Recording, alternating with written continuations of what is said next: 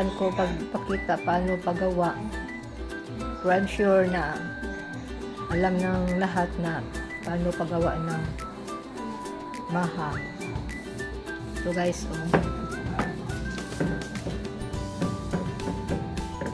malambot siya. Guys, namahan ako guys. Kapag mo ko sulti-sulti.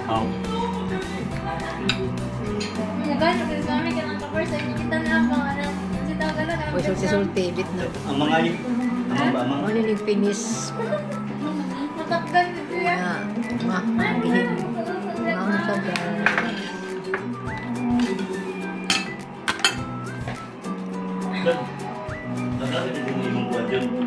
Ay di, maikot. Dapat din itali na. Kaya kung trapal, kipil din ako na magkwadro na maikot ang trapal. Ha?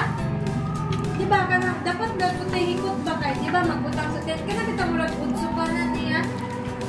Pwede man na mahikot good. Parang di dyan siya, lupad ba?